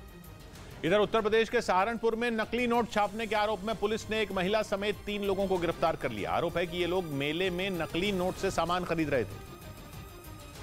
तभी दुकानदार ने इसकी शिकायत पुलिस से कर दी, जिसके बाद पुलिस ने छानबीन कर तीनों आरोपियों को धर दबोचा, जिनमें सोनपाल नाम के आरोपी पर पहले से ही कई मुकदमे दर्ज हैं। गैंगस्टर एक्ट जो लगा था थाना देवबंद से, उससे भी ये जेल जा चुका है। पुलिस ने आरोपियों के पास से 88,000 रुपए के नकली नोट और उन्हें छापने वाली मशीन भी बरामद की। उधर ईरान के मीडिया के मुताबिक अमेरिका ने ईरान की धमकियों को हवा में उड़ाते हुए सीरिया में पीछे हटने से इनकार कर दिया। एक रोज पहले ही ईरान ने ये चेतावनी दी थी कि सीरिया में उनके समर्थन वाले गुटों पर फिर हमला हुआ तो वो बदला लेगा, लेकिन अमेरिका ने ईरान की इस धमकी का मजाक उड़ा दिया। खबर के मुताबिक अमेरिका ने ईरान पर पलटवार किया और साफ कर दिया कि सीरिया में पीछे हटने का उसका कोई इरादा नहीं है। अमेरिका के मुताबिक सीरिया में उसके बेस पर हुए हमले से उसकी रणनीति में कोई बदलाव नहीं होगा और वो सीरिया में मौजूद चरमपंथी लड़ाकों के खिलाफ अपनी मुहिम जारी रखेगा। असल में सीरिया में चरमपंथी लड़ाकों पर अमेरिका की एयर स्ट्राइक के बाद ईरान बुरी तरह भड़क गया और उसने अमेरिका को ये चेतावनी दी कि उसके समर्थन वाले चरमपंथी लड़ाके पलटवार के लिए तैयार हैं और अमेरिकी ठिकानों पर 25 मिसाइलों का खतरा मंडरा रहा है। उधर यूक्रेन में युद्ध लड़ रहे वैगनर ग्रुप को जवानों की भारी कमी हो गई। पश्चिमी मीडिया के मुताबिक पुतिन की प्राइवेट आर्मी कहे जाने वाले वैगनर ग्रुप ने लड़ाकों की कमी दूर करने के लिए भर्ती वाले विज्ञापन निकाले हैं, जिसमें मॉस्को के करीब हाईवे किनारे बड़े बड़े बिलबोर्ड पर प्रचार किया गया। एक ऊंची इमारत पर विज्ञापन का वीडियो चलाया गया, जिस पर वैगनर ग्रुप के लोगों के साथ रूसी भाषा में लिखा गया, जीतने वाली टीम का हिस्सा बनो, साथ मिलकर हम जरूर जीतेंगे। दावा है कि वैगनर ग्रुप ने मई महीने तक करीब 30,000 लड़ाकों की भर्ती करने का टारगेट रखा है। पश्चिमी मीडिया के मुताबिक रूसी सेना के साथ लड़ रहे वैगनर ग्रुप को खासकर बखमुत में बड़ा नुकसान हुआ। उसके कई लड़ाके मारे गए, जिसकी भरपाई के लिए उसे लड़ाकों की भर्ती के लिए विज्ञापन निकालना पड़ा। इस बीच अफगानिस्तान की मीडिया ने दावा किया कि तालिबान ने संयुक्त राष्ट्र से अपने अधिकारियों को ब्लैक लिस्ट से हटाने की अपील की और तर्क दिया कि दुनिया को तालिबान के साथ भेदभाव नहीं करना चाहिए। अफगानिस्तान की मीडिया के मुताबिक तालिबान के करीब 25 बड़े अधिकारियों को संयुक्त राष्ट्र ने ब्लैकलिस्ट कर रखा है, इसीलिए तालिबान ने संयुक्त राष्ट्र से उन्हें ब्लैकलिस्ट से हटाने की अपील की।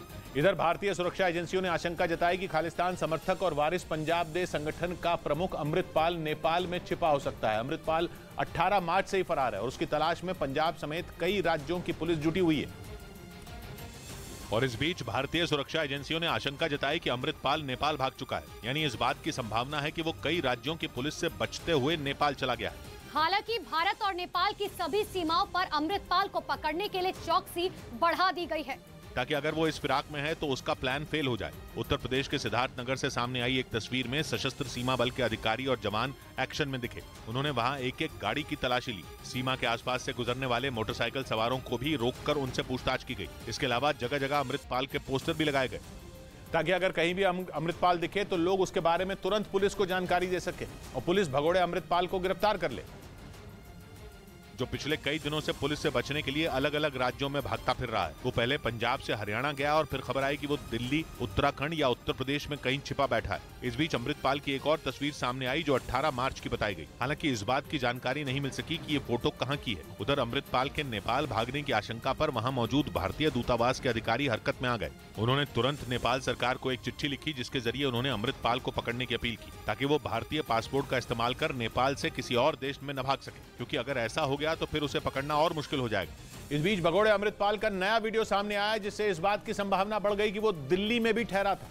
ये वीडियो दिल्ली के मधु विहार इलाके का बताया जा रहा है और वीडियो में दिखा कि अमृतपाल ने पुलिस को चकमा देने के लिए अपना हुलिया पूरी तरह से बदल लिया है। उसके सिर पर न तो पगड़ी है और न ही लंबी दाढ़ी। इस वीडियो में अमृतपाल मधु विहार इलाके से गुजरता दिखाई दिया। वो काले चश्मे में चेहरे पर मास्क लगाकर घूम रहा था। इस वीडियो में अमृतपाल के पीछे उसका साथी पप्पलप्रीत सिंह भी नजर आया। वो अमृतपाल से थोड़ा पीछे चल रहा था ताकि किसी को भी उन पर शक न हो। इससे पहले पंजाब पुलिस ने आशंका जताई थी कि हरियाणा से भागने के बाद अमृतपाल और पप्पलप्रीत सिंह दिल्ली में भी रुके थे। इसके बाद उन दोनों के उत्तराखंड, उत्तर प्रदेश या फिर नेपाल भागने की खबर है। वहीं भगोड़े अमृतपाल सिंह के सबसे बड़े राजदार दलजीत कलसी से जुड़ी चौंकाने वाली बातें सामने आई। सुरक्षा एजेंसियों के सूत्रों के मुताबिक दलजीत कलसी पाकिस्तान के पूर्व आर्मी चीफ कमर जावेद बाजवा के बेटे साद बाजवा का करीबी है, जो पंजाब का माहौल बिगाड़ने के लिए दलजीत कलसी के जरिए अमृतपाल को पैसे भेजता था। सुरक्षा एजेंसियों के सूत्रों के मुताबिक पाकिस्तान के पूर्व आर्मी चीफ कमर जावेद बाजवा के बेटे साद बाजवा की कंपनी दुबई में है और दलजीत कलसी उससे जुड़ा हुआ है। खुफिया एजेंसियों का कहना है कि कलसी 2 महीने के लिए दुबई भी गया था। इसके अलावा दिल्ली का एक और बड़ा फाइनेंसर भी कलसी के लिए काम करता था, जहां उसके रुकने की व्यवस्था खालिस्तानी आतंकी लखबीर सिंह लांडा ने की थी। यही नहीं, सुरक्षा एजेंसियों को दलजीत कलसी के तार पाकिस्तान की खुफिया एजेंसी ISI से भी जुड़े होने के सबूत मिले हैं, जिसकी जांच की जा रही। पंजाब पुलिस के मुताबिक दलजीत कलसी चंडीगढ़ का रहने वाला है और उसके संबंध बंबिहा गैंग से लेकर दिल्ली की तिहाड़ जेल में बंद गैंगस्टर नीरज बवाना से भी हैं। लेकिन बाद में वो दीप सिद्धू के संगठन वारिस पंजाब दे से जुड़ गया था। दीप सिद्धू की मौत के बाद दलजीत कलसी अमृतपाल का सबसे बड़ा राजदार बन गया। पुलिस सूत्रों के मुताबिक काफी वक्त पहले उसने दिल्ली में ऑफिस खोला था। इसके बाद वो मॉडलिंग और फिल्मों में लोगों को काम दिलवाने लगा था। लेकिन बाद में कलसी गैंगस्टर नीरज बवाना के साथ मिलकर उगाही का काम करने लगा था। हालांकि अमृतपाल के फरार होने के बाद पंजाब पुलिस ने 18 मार्च को दिल्ली के पास गुरुग्राम से उसे गिरफ्तार कर लिया और सूत्रों के मुताबिक फिर पूछताछ के दौरान उसने अमृतपाल के पाकिस्तान कनेक्शन से जुड़े सारे राज उगल दिए। इधर इराक में भारी बारिश की वजह से बाढ़ जैसे हालात बन गए। वहां कई जगह गाड़ियां पानी में डूब गईं और चारों तरफ सिर्फ पानी ही पानी दिखाई दिया। इराक के शहर नजफ में तो सड़क पर खड़ी गाड़ियां और छोटे ट्रक पानी में डूबे नजर आए। वहां दुकानों से लेकर घरों तक पानी का कब्जा दिखा। इस बीच पश्चिमी मीडिया ने दावा किया कि पुतिन की गिरफ्तारी वारंट मामले में रूस ने अपने दोस्त आर्मेनिया को ही बड़ी धमकी दे दी, क्योंकि आर्मेनिया इंटरनेशनल क्रिमिनल कोर्ट का सदस्य बनने की कोशिश में जुटा है और इंटरनेशनल क्रिमिनल कोर्ट ने ही युद्ध अपराध के मामले में पुतिन के खिलाफ वारंट जारी किया हुआ है। और इसी वजह से रूस नहीं चाहता कि उसका करीबी आर्मेनिया इंटरनेशनल क्रिमिनल कोर्ट का सदस्य बने, क्योंकि रूस और आर्मेनिया दोस्त हैं। आर्मेनिया में रूस ने अपनी सेना के बेस बना रखे हैं। इसके साथ ही वो रूस की अगुवाई वाले सैन्य गठबंधन CSTO यानी कलेक्टिव सिक्योरिटी ट्रीटी ऑर्गेनाइजेशन में भी शामिल है और कहा जा रहा है कि पुतिन आने वाले वक्त में आर्मेनिया का दौरा कर सकते हैं। लेकिन अगर आर्मेनिया इंटरनेशनल क्रिमिनल कोर्ट का सदस्य बन गया तो उसके नियम के मुताबिक वहां पुतिन की गिरफ्तारी भी हो सकती है। इसी वजह से रूस ने आर्मेनिया को धमकी दी कि वो इंटरनेशनल क्रिमिनल कोर्ट से दूर रहे, नहीं तो अंजाम बुरा हो सकता है। उधर अमेरिकी मीडिया ने दावा किया कि बंदूक की गोलियों के गायब होने से भड़के किम जोंग उन ने एक शहर में लॉकडाउन लगा दिया और अधिकारियों को जल्द गोलियों की तलाश करने के लिए कह दिया। अमेरिकी मीडिया के मुताबिक उत्तर कोरिया के हेसान शहर में गोलियां गायब हुई, लेकिन दावा है कि इसी बात से किम जोंग उन इतने ज्यादा नाराज हो गए कि उन्होंने तुरंत शहर में लॉकडाउन लगा दिया ताकि गोलियां कहीं बाहर न जा पाएं। पर लॉकडाउन लगने से वहां के लोगों की मुश्किलें बढ़ गईं, क्योंकि दावा है कि सख्त लॉकडाउन की वजह से लोगों को घरों से बाहर नहीं निकलने दिया जा रहा। बताया गया कि इस शहर में तब तक लॉकडाउन लगा रहेगा जब तक सारी गोलियां मिल नहीं जाती। इधर महाराष्ट्र के नासिक में मारपीट और हंगामा करने के आरोप में पुलिस ने 6 लोगों को गिरफ्तार कर लिया। उन लोगों पर एक दुकानदार से झगड़ा करने का आरोप लगा, जिसका CCTV वीडियो भी सामने आया, जिसमें वो लोग दुकान के मालिक से बहस करते नजर आए। देखते ही देखते बात इतनी बढ़ गई कि वो लोग हाथापाई पर उतर आए और उस दुकान के मालिक को मारने लगे। घटना की जानकारी मिलने के बाद पुलिस ने CCTV फुटेज के आधार पर आरोपियों को गिरफ्तार कर लिया और मामले की जांच में जुट गई। उधर पश्चिम बंगाल के बीरभूम जिले में शिक्षा भर्ती घोटाले के मुद्दे पर जबरदस्त प्रदर्शन किया गया, जिसकी अगुवाई CPM से जुड़े संगठन DYFI यानी democratic youth federation of India के लोगों ने की,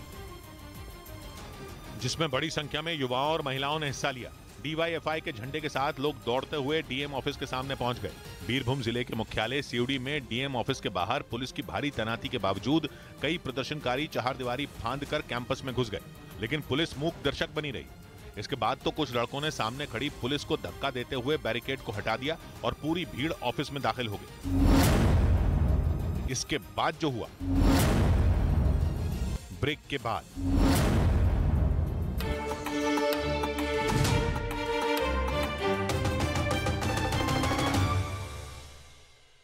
इसी वजह से वो रूस की आंखों में कील की तरह गड़ रहा है। यही नहीं, जंग शुरू होने के बाद से ही नॉर्वे खुलकर यूक्रेन के साथ भी खड़ा है। हाल ही में उसने अपने खतरनाक लेपर्ड टैंकों की एक बड़ी खेप भी यूक्रेन भेजी थी। माना जा रहा है कि नॉर्वे के लिए रूस का गुस्सा इस वजह से भी बढ़ गया और पश्चिमी मीडिया के मुताबिक नॉर्वे को धमकाने के लिए नॉर्थ सी में उसके करीब रूस ने परमाणु पनडुब्बी भेज दी और इसके जरिए उसने नॉर्वे को यह चेतावनी देने की कोशिश की कि उसके गैस के खजाने और समंदर के नीचे बिछे इंटरनेट केबलों पर खतरा मंडरा रहा है। यानी रूस कभी भी नॉर्वे की गैस पाइपलाइनों और इंटरनेट केबलों को निशाना बना सकता है, जो कि सिर्फ नॉर्वे के लिए ही नहीं बल्कि पूरे यूरोप और अमेरिका के लिए एक बड़ी चोट साबित हो सकती है, क्योंकि नॉर्थ सी के किनारे मौजूद नॉर्वे ने समंदर में कुल 8000 किलोमीटर लंबी गैस पाइपलाइनों का जाल बिछा रखा है। इसके साथ ही समंदर के इसी हिस्से में ऐसी इंटरनेट केबल भी बिछाई गई हैं जो नॉर्वे को पूरी दुनिया से जोड़ती हैं। पश्चिमी मीडिया के मुताबिक यूक्रेन की जंग के बाद से नॉर्वे यूरोप की गैस की कुल जरूरत का 40% हिस्सा अकेले सप्लाई कर रहा है। इसी वजह से वो रूस के निशाने पर आ गया है, जिसके बाद रूस ने नॉर्वे के करीब अपनी परमाणु पनडुब्बी भेज दी ताकि वो इस नेटो देश को डरा सके, क्योंकि रूस की ये पनडुब्बी दुनिया की सबसे खतरनाक पनडुब्बियों में एक मानी जाती है, जिसका किसी इलाके में पहुंचने का मतलब ये होता है कि वहां कभी भी तबाही मचाई जा सकती है।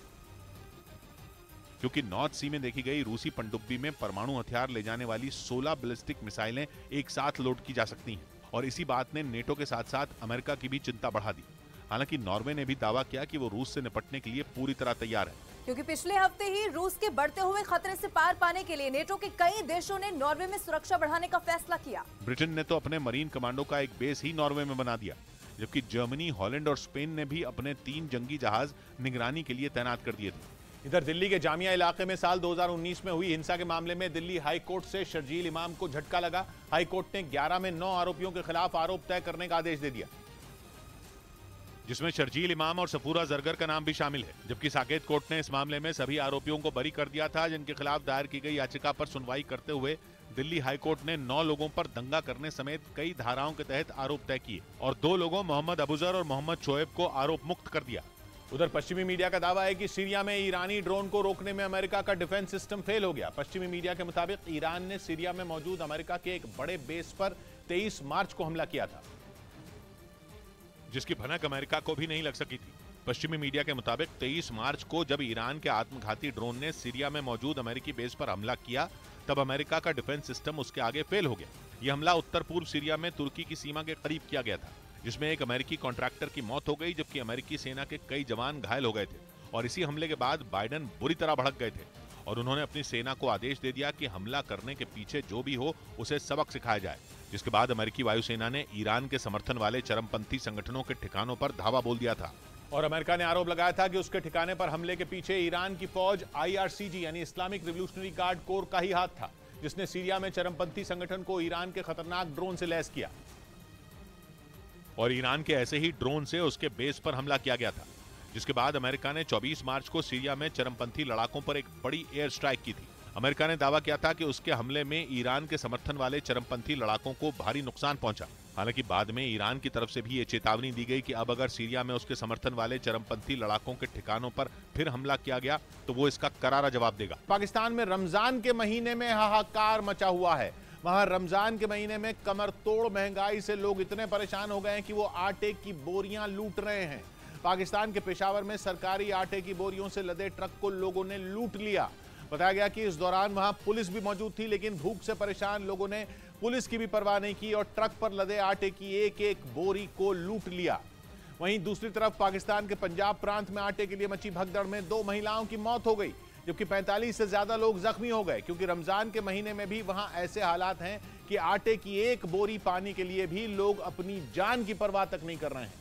सड़कों पर आटे की बोरियों की लूट मच गई है। भूख से बेहाल पाकिस्तान के लोग रमजान के महीने में खाने पीने की चीजों की भारी किल्लत से जूझ रहे हैं, क्योंकि वहां आटा, तेल, दाल समेत ज्यादातर चीजों के दाम आसमान छू रहे हैं, जिसकी वजह से पाकिस्तान के लोगों की रसोई खाली पड़ी, उनके घरों से आटा तक गायब हो गया। इसी वजह से वहां आटे की लूट होने लगी है। आटे की किल्लत से जुड़ा एक वीडियो भी सामने आया, जिसमें सैकड़ों लोग एक ट्रक पर लदी आटे की बोरियां पाने के लिए मारामारी करते दिखाई दिए। ये वीडियो पेशावर का बताया गया, जिसमें कुछ लोग एक सड़क पर खड़े ट्रक पर चढ़कर आटे की बोरियां लूटते नजर आए। ट्रक के चारों तरफ सैकड़ों लोगों की भीड़ दिखाई दी। बताया गया कि ये ट्रक सस्ते दर की आटे की बोरियां लेकर वहां पहुंचा था, लेकिन वहां इतने लोग जमा हो गए कि आटे की बोरियों की लूट मच गई और देखते ही देखते पूरे ट्रक को खाली कर दिया गया। बताया गया कि इस दौरान वहां पुलिस भी मौजूद थी, लेकिन आटे की एक एक बोरी के लिए तरस रहे लोगों के आगे उसकी एक नहीं चली।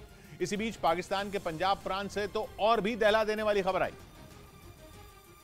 जहां के साहिवाल शहर में सस्ता आटा पाने के लिए पहुंचे लोग भगदड़ का शिकार हो गए। बताया गया कि रमजान के महीने में पाकिस्तान की सरकार ने वहां के लोगों को सस्ता आटा बांटने के लिए एक कैंप लगाया था, लेकिन वहां जितना आटा बांटने के लिए लाया गया था उससे कई गुना ज्यादा भीड़ जमा हो गई। वहां से आए एक वीडियो में सैकड़ों की संख्या में महिलाएं आटे की बोरियां लेने के लिए जाती दिखी।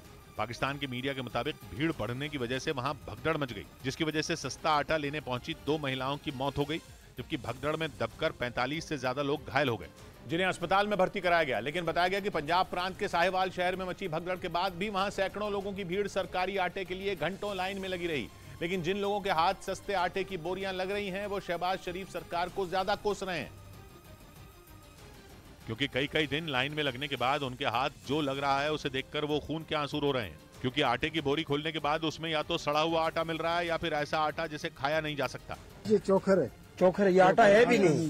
हालांकि ये वीडियो पाकिस्तान के किस इलाके का है इसकी जानकारी नहीं मिल पाई, लेकिन बताया जा रहा है कि पाकिस्तान के कई शहरों का यही हाल है। वहाँ शहबाज सरकार रमजान के महीने में सस्ते आटे के नाम पर सड़ा हुआ गेहूं तक बांट रही है। क्या फायदा हमें ऐसे सहूलत देने का कि जो हमने रोजे की हालत में जलीलो ख्वार होना है सबने। इतनी मारामारी के बाद खराब आटा मिलने पर पाकिस्तान के लोग पानी पी पी कर शहबाज शरीफ को कोस रहे हैं और ये कह रहे हैं कि रमजान के महीने में भूख से तड़प रही जनता के जख्मों पर शहबाज शरीफ की सरकार नमक छिड़क रही है, क्योंकि वो सस्ते आटे के नाम पर सड़ा हुआ आटा बांटकर वहां वाहवाही बटोरने में जुटी है, जबकि पाकिस्तान की जनता आटे के साथ साथ खाने पीने की दूसरी चीजों के लिए भी तरस रही है, क्योंकि वहां आटे के साथ साथ दाल, दूध, चावल और फलों की कीमत रिकॉर्ड स्तर पर पहुंच चुकी है। रमजान के महीने में इन चीजों के दामों में लगी आग से रोजा रखने वालों की मुश्किलें भी आसमान छूने लगी हैं। पाकिस्तान की मीडिया के मुताबिक 20 किलो आटे की एक बोरी वहां 2500 पाकिस्तानी रुपए में मिल रही है। इसी तरह 1 किलो दाल 281, जबकि 1 किलो चावल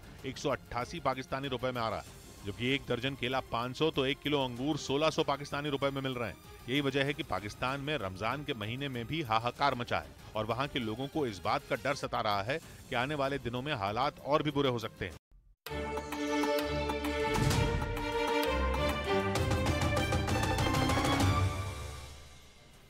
ब्रेकिंग न्यूज आ रही है यूक्रेन युद्ध से जुड़ी हुई। पुतिन ने नेटो को सबक सिखाने के लिए यूक्रेन की सीमा के पास बेलारूस में अपने 10 एयरक्राफ्ट तैनात कर दिए। ये रूस के वो एयरक्राफ्ट हैं जो परमाणु बम गिराने की ताकत रखते हैं। मतलब पुतिन ने नेटो से जंग छेड़ने की पूरी तैयारी कर ली है, क्योंकि उनके लाख मना करने के बाद भी अमेरिका और दूसरे नेटो देश यूक्रेन को जंग में एक से बढ़कर एक हथियारों की सप्लाई कर रहे हैं, जिससे पुतिन की मुश्किलें बढ़ती जा रही हैं, क्योंकि पश्चिमी देशों से मिले हथियारों के दम पर यूक्रेन पिछले 1 साल से रूस के आगे पूरी मजबूती से खड़ा है। रूस की मीडिया का दावा है कि इसी वजह से पुतिन ने बेलारूस में परमाणु हथियार ले जाने की ताकत रखने वाले अपने 10 एयरक्राफ्ट तैनात कर दिए, ताकि जरूरत पड़ने पर वो यूक्रेन ही नहीं बल्कि नेटो को भी सबक सिखा सकें। रूस के मीडिया का दावा है कि पुतिन के इस कदम से यूक्रेन के साथ साथ अमेरिका की भी परेशानी बढ़ गई, क्योंकि पुतिन ये ऐलान कर चुके हैं कि वो अपने पड़ोसी देश बेलारूस में न्यूक्लियर हथियार तैनात करेंगे और अब उन्होंने अपने 10 ताकतवर एयरक्राफ्ट बेलारूस भेज दिए। इसी वजह से पश्चिमी मीडिया का दावा है कि पुतिन परमाणु बम को बेलारूस में तैनात करने की अपनी रणनीति पर तेजी से आगे बढ़ रहे हैं। यानी परमाणु हथियारों की धमकी देते आ रहे पुतिन अब उन्हें चलाने की ठान चुके हैं, और अगर ऐसा हुआ तो फिर तीसरा विश्व युद्ध छिड़ने में देर नहीं लगेगी। इसी वजह से पूरी दुनिया में खलबली मच गई है। ये पहली बार होगा जब रूस अपने परमाणु हथियारों को किसी दूसरे देश में रखेगा। और रूस के मीडिया का दावा है कि पुतिन अमेरिका की ही रणनीति पर आगे बढ़ रहे हैं। रूस का आरोप है कि अमेरिका ने उस पर हमला करने के लिए यूरोप के कई देशों में अपने परमाणु हथियार तैनात कर रखे हैं। इसी वजह से पुतिन ने भी जंग में अपने सहयोगी बेलारूस में एटम बम तैनात करने का फैसला लिया। और पश्चिमी मीडिया के मुताबिक पुतिन ने यूक्रेन को पूरी तरह से दुनिया के नक्शे से मिटाने की तैयारी कर ली है। उनका प्लान यूक्रेन पर ऐसा हमला करने का है जिससे ज़ेलेंस्की हथियार डाल दें, क्योंकि पिछले 1 साल से ज्यादा वक्त से चल रही इस जंग में रूस को अब तक कुछ हासिल नहीं हुआ है, जबकि उसे उम्मीद थी कि यूक्रेन कुछ दिनों में ही उसकी सेना के आगे सरेंडर कर देगा। लेकिन पुतिन की उम्मीदों पर पानी तब फिर गया जब यूक्रेन के पीछे अमेरिका और नेटो के दूसरे देश खड़े हो गए और पश्चिमी देशों ने रूस को रोकने के लिए न सिर्फ उस पर आर्थिक प्रतिबंध लगाए बल्कि बड़ी तादाद में ज़ेलेंस्की को हथियारों की सप्लाई भी की। इसी वजह से पुतिन पश्चिमी देशों पर भड़के हुए हैं। उन्होंने कई बार अमेरिका समेत यूरोप के देशों पर परमाणु बम गिराने की धमकी तक दी, लेकिन पश्चिमी देशों ने उनकी धमकियों को हवा में उड़ा दिया। पश्चिमी मीडिया के मुताबिक इसी वजह से पुतिन ने बेलारूस में परमाणु हथियार ले जाने में सक्षम अपने 10 एयरक्राफ्ट तैनात कर दिए और ये चेतावनी दे दी कि अगर नेटो ने उनके खिलाफ जंग का ऐलान किया तो फिर वो परमाणु हथियारों का इस्तेमाल करने से भी नहीं हिचकिचाएंगे। हालांकि पुतिन ने यह साफ नहीं किया कि रूस कब तक अपने परमाणु हथियार बेलारूस पहुंचाएगा। दावा किया जा रहा है कि जुलाई में पुतिन इस काम को अंजाम दे सकते हैं, लेकिन पश्चिमी मीडिया का कहना है कि पुतिन के इस कदम से चीन का खेल बिगड़ गया, क्योंकि मॉस्को आने के बाद भी शी जिनपिंग और पुतिन ने एक संयुक्त बयान जारी किया था जिसमें कहा गया था कि सभी परमाणु संपन्न देशों को अपने हथियार अपनी सीमा से बाहर तैनात करने से बचना चाहिए और जिन देशों ने हथियारों को दूसरे देशों में तैनात किया उन्हें वापस लेना चाहिए। लेकिन शी जिनपिंग के चीन पहुंचते ही पुतिन ने बेलारूस में परमाणु हथियार रखने का ऐलान कर दिया, जिससे पूरी दुनिया में शी जिनपिंग की किरकिरी हो रही है, क्योंकि वो रूस और यूक्रेन के बीच शांति कराने की कोशिश में ही मॉस्को गए थे। लेकिन पुतिन ने बेलारूस में परमाणु हथियार तैनात करने का ऐलान कर शी जिनपिंग के पीस प्लान पर पानी फेर दिया।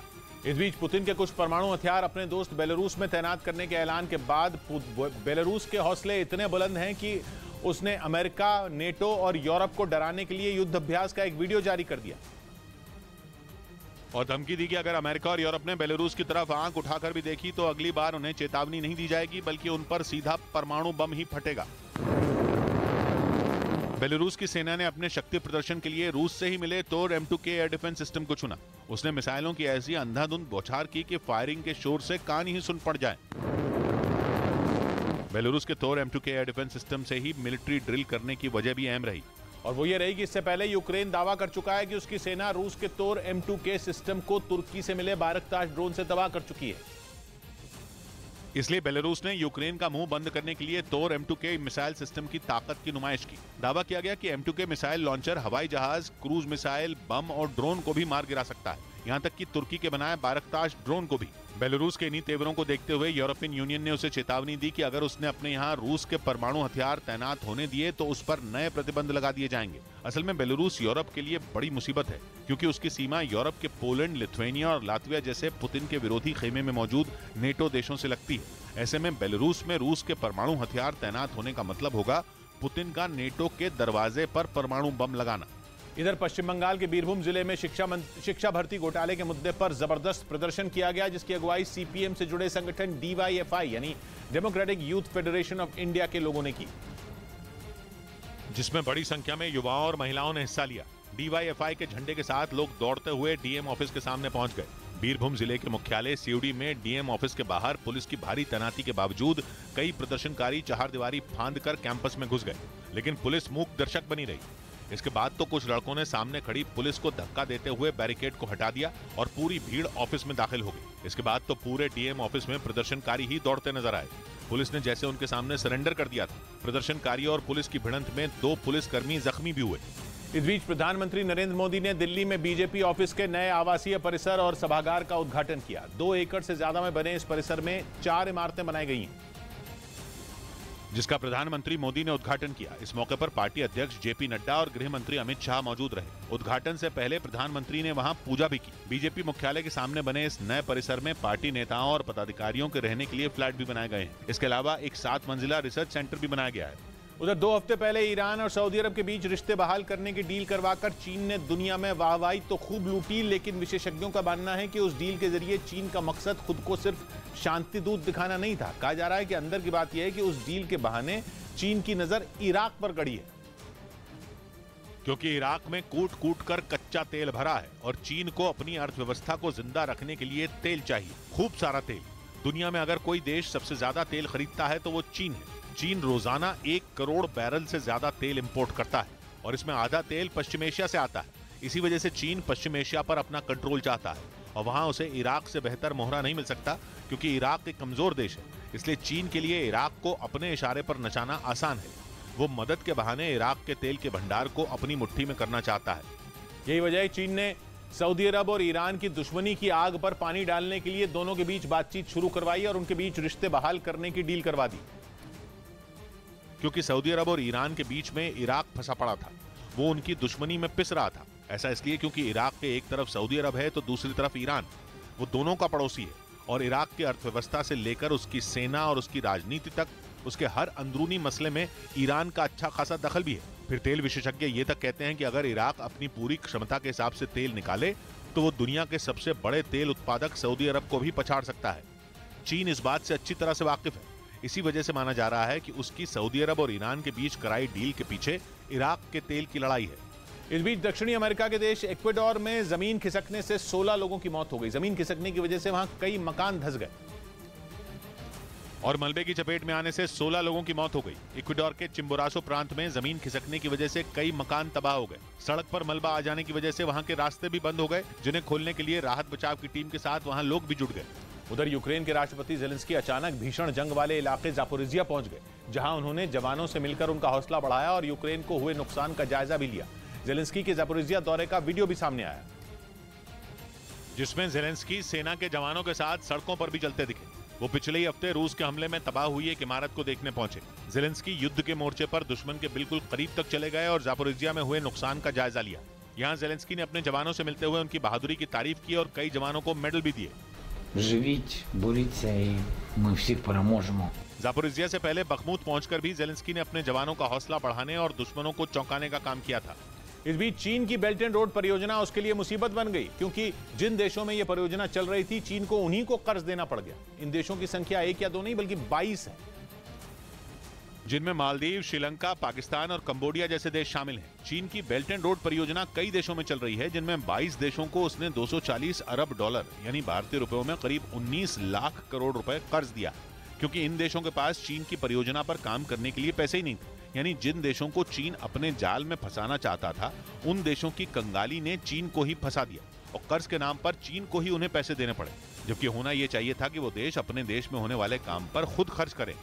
इधर उत्तर प्रदेश के बलरामपुर में प्रशासन ने समाजवादी पार्टी के पूर्व सांसद रिजवान जहीर की करोड़ों की संपत्ति को जब्त कर लिया। पुलिस के मुताबिक उसने अवैध तरीके से जमीनें खरीदी थी, जिस पर कार्रवाई करते हुए प्रशासन ने समाजवादी पार्टी के पूर्व सांसद रिजवान जहीर की 4 करोड़ 75 लाख रुपए की संपत्ति जब्त कर ली। रिजवान जहीर हत्या के आरोप में ललितपुर जेल में बंद है। उधर यूरोप के देश डेनमार्क में कुरान को जलाने का मामला सामने आने के बाद तुर्की से लेकर यूएई और सऊदी अरब जैसे मुस्लिम देश भड़क गए। हैरानी की बात यह है कि इस साल डेनमार्क में कुरान जलाने की ये दूसरी घटना है, जो कि इस बार तुर्की के दूतावास के बाहर हुई। किसी भी देश में दूतावास कड़ी सुरक्षा में रहते हैं, लेकिन इसके बावजूद डेनमार्क की राजधानी कोपेनहेगन में तुर्की के दूतावास के बाहर कुरान की कॉपी जलती नजर आई। इस घटना पर तुर्की ने तो डेनमार्क से एक्शन लेने को कहा ही, रमजान के महीने में इस्लाम के अपमान पर यूएई, पाकिस्तान और सऊदी अरब भी भड़क गए। अभी जनवरी में भी कोपेनहेगन में कुरान जलाई गई थी और 2 महीने के अंदर वहां फिर ऐसी घटना हो गई। इधर छत्तीसगढ़ के कांकेर में हुए बम धमाके में बीएसएफ के 2 जवान घायल हो गए। बीएसएफ के मुताबिक जवान उस इलाके में सर्च ऑपरेशन के लिए निकले थे, तभी आईईडी ब्लास्ट की चपेट में आने से 2 जवान घायल हो गए, जिन्हें इलाज के लिए फौरन हेलीकॉप्टर से रायपुर भेजा गया। आईईडी की घटनाएं हो सकती हैं, तो सब सतर्क रहेंगे। नक्सलियों की साजिश को नाकाम करने के लिए लगातार सुरक्षा बल सर्च ऑपरेशन चला रहे हैं। इस बीच यूरेशियन टाइम्स नाम की वेबसाइट ने दावा किया कि रूस पर हमले की यूक्रेन की रणनीति अमेरिका के अखबार ने लीक कर दी, जिस पर यूक्रेन ने सख्त नाराजगी जताई। यूरेशियन टाइम्स के मुताबिक पॉलिटिको ने यूक्रेन की रणनीति को लेकर एक रिपोर्ट छापी। बताया गया कि यूक्रेन की सेना ने खैरसोन के रास्ते आगे बढ़ने का प्लान तैयार किया है, लेकिन खबर के मुताबिक पॉलिटिको ने यूक्रेन कब, कहां और कैसे रूसी सेना पर हमले करेगा, इसका जिक्र अपनी रिपोर्ट में कर दिया। इससे पहले पश्चिमी मीडिया ने दावा किया था कि यूक्रेन के जवान रूसी सेना पर मई में बड़े हमले करने की तैयारी में जुटे हैं, लेकिन अब जब बताया जा रहा है कि ज़ेलेंस्की की सेना की रूसी फौज पर हमले की रणनीति लीक हो गई, तो इस पर यूक्रेन ने भी नाराजगी जताई। उधर स्विस ओपन बैडमिंटन में सात्विक साईराज और चिराग शेट्टी की जोड़ी ने मेंस डबल्स जीतकर इतिहास रच दिया और सात्विक साईराज और चिराग शेट्टी की जोड़ी ये टाइटल जीतने वाली पहली भारतीय जोड़ी बन गई। उन्होंने चीन के खिलाड़ियों को हराकर स्विस ओपन में मेंस डबल्स खिताब जीता। खास बात यह रही कि ये भारतीय बैडमिंटन खिलाड़ियों का इस साल का पहला अंतर्राष्ट्रीय खिताब भी है। इस बीच चीन के 600 उद्योगपतियों ने अपनी संपत्ति सिंगापुर ट्रांसफर कर दी है। ये दावा पश्चिमी मीडिया ने किया। उसने अपनी रिपोर्ट में दावा किया कि चीन में शी जिनपिंग की सरकार उद्योगपतियों पर शिकंजा कस रही है, जिससे बचने के लिए चीन के 1-2 नहीं बल्कि 600 उद्योगपतियों ने अपनी संपत्ति सिंगापुर ट्रांसफर कर दी। या यूं कहें कि चीन के रईस वहां की सरकार के डर से चीन से भागने के चक्कर में हैं।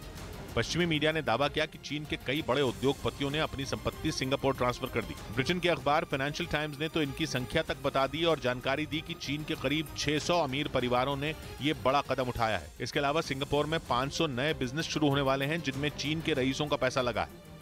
और उन्होंने ऐसा इसलिए किया क्योंकि शी जिनपिंग सरकार ने चीन में भ्रष्टाचार के खिलाफ जांच शुरू कर दी है, जिसकी चपेट में चीन की कई बड़ी कंपनियां आई, जिसके बाद वहां के रईसों ने सिंगापुर का रुख किया। क्योंकि भारत समेत दुनिया के कई देशों से चीन का रिश्ता खराब हो चुका है। ऐसे में वहां के उद्योगपतियों को सिंगापुर जाने के अलावा दूसरा कोई रास्ता ही नहीं सूझा, जिसके बाद सिंगापुर में चीन के अमीरों की संपत्ति बढ़ने लगी।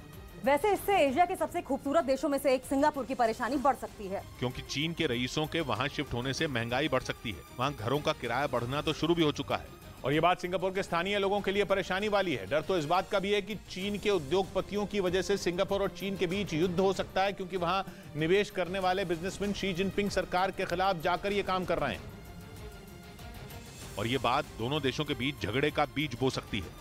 दक्षिण पूर्व एशिया में मलेशिया और इंडोनेशिया के बीच स्थित सिंगापुर की सीमा पूरब में साउथ चाइना सी और पश्चिम में मलक्का स्ट्रेट से लगती है, यानी उस स्ट्रेट से जो हिंद महासागर और प्रशांत महासागर को जोड़ता है, जो एशिया में सिंगापुर की अहमियत बढ़ा देता है। वैसे सिंगापुर में चीन के लोगों का आना 19वीं सदी में शुरू हो गया था और वहां रहने वाले 35 लाख लोग चीनी मूल के हैं। यानी सिंगापुर में पहले से चीन से जुड़े लोगों की अच्छी खासी आबादी है और अब चीन की अर्थव्यवस्था की रीढ़ माने जाने वाले उद्योगपति भी वहीं जा रहे हैं, जो दूसरे देशों के मुद्दे पर नाक घुसाने वाले चीन के लिए अच्छी खबर नहीं है। उधर राहुल गांधी की संसद सदस्यता रद्द होने के विरोध में कांग्रेस ने दिल्ली में जुलूस निकाला। कांग्रेस की तैयारी मशाल जुलूस निकालने की थी, लेकिन कांग्रेस नेताओं ने आरोप लगाया कि उनकी मशालें छीन ली गईं, जिसके बाद वो बिना मशाल के ही दिल्ली की सड़कों पर निकल पड़े, जिसमें जयराम रमेश सबसे आगे नजर आए। इस मार्च में हरीश रावत समेत पार्टी के कई नेता भी शामिल होने वाले थे, लेकिन कांग्रेस ने आरोप लगाया कि पुलिस ने उसके कई बड़े नेताओं को हिरासत में ले लिया, जिसके बाद काला कुर्ता पहने जयराम रमेश और पार्टी के कई कार्यकर्ताओं ने जुलूस निकाला। मानहानि केस में राहुल गांधी को सजा मिलने के बाद उनकी संसद सदस्यता चली गई थी, जिसके बाद कांग्रेस लगातार प्रदर्शन कर रही है। एक दिन पहले उसने संसद परिसर में काले कपड़े पहनकर विरोध किया था, जिसके अगले ही दिन उसने मशाल जुलूस निकालने की तैयारी की, लेकिन उसका यह प्लान सफल नहीं हो पाया। उसने दिल्ली पुलिस पर नेताओं से मशाल छीनने का आरोप लगाया। कई नेताओं को हिरासत में भी लिया गया, जिसकी वजह से कई बड़े नेता इस प्रदर्शन में शामिल नहीं हो पाए। कांग्रेस से आरोप लगा रही है कि दिल्ली पुलिस ने उसकी मशालें छीन ली, इसके अलावा उसने परमिशन नहीं दिया, जिसकी वजह से इस मार्च में बड़े नेता कई नहीं आ पाए। उधर महाराष्ट्र के कल्याण में एक दर्दनाक सड़क हादसे में 5 लोगों की मौत हो गई। वहां 3 गाड़ियां एक दूसरे से टकरा गईं, जिसमें एक छोटे ट्रक का अगला हिस्सा पूरा बर्बाद हो गया। कल्याण हाईवे पर हुए इस हादसे में 5 लोगों की मौत हो गई, जबकि 3 लोग घायल बताए गए। मरने वालों में 2 बच्चे भी शामिल हैं। रहने दे जिद मत कर नाहक, रहने दे जिद मत कर नाहक, मान भी जा मुझ पर है इस जग का भी हक। 100 बात की एक बात कही अनिल ने, माना आंधी बहुत तेज है, फिर भी तू बुझने मत दे आस का दीपक, मान भी जा।